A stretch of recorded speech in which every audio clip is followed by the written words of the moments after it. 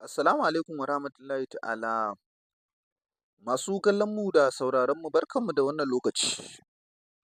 Da sauraro kamar dai yadda kuke gani cikin hotuna, fitaccen jarumi a masana'antar shirya fim ta Kannywood, sannan kuma mawaƙi, sannan ya kasance ɗaya daga cikin masu shirya fina-finai da kuma ba da umarni a masana'antar shirya fim ta Kannywood.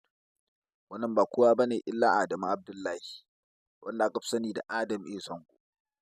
Mai sauraro a gyara zama domin dai jin cikakken rahoto dangane da abin da idanuwanku ke gani cikin wannan faifan bidiyo.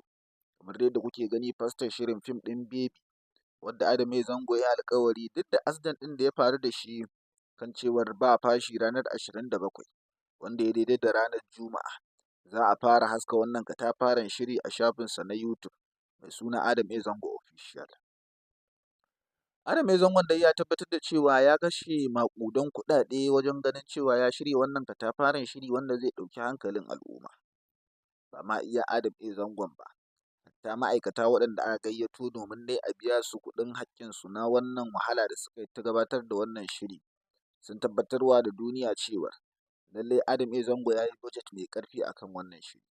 Kamar dai yadda fitaccen jarumi a masana'antar shirya fim ta Kannywood wato Al-Amin Buhari ya shelanta wa duniya kan cewar duk motsin Adam A. Zango a kan wannan shiri fitar da kuɗi yake kuma masu nauyi.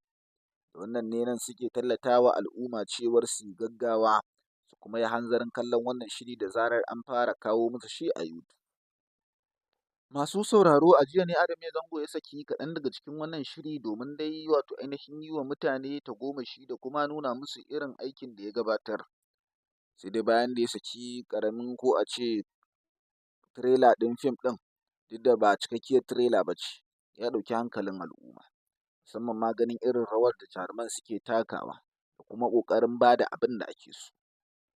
Mai sauraro ta tabbata cewa an kashe ɗaruruwa ko a ce miliyoyin kuɗaɗe gurin gabatar da wannan shiri, biyo bayan yadda aka wato ainihin ga Adam A. Zangon ya shafe sama da wata ɗaya cir yana ɗaukar wannan shiri. Domin kuwa yana cikin ɗaukar wannan shiri aka shiga watan azumin Ramadana inda ya jingine shi. Daga baya kuwa bayan an kammala idin ƙaramar sallah ya ci gaba da ɗaukarsa inda yake shigowa birnin jihar Kano.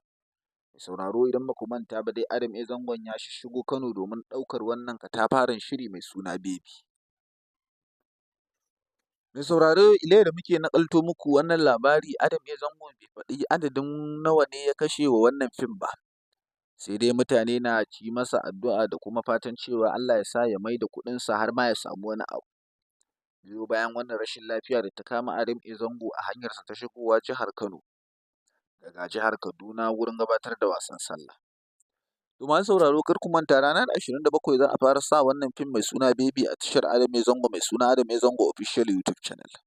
Ku bibiye mu ku danna mana subscribing da alama ta ƙararrawa.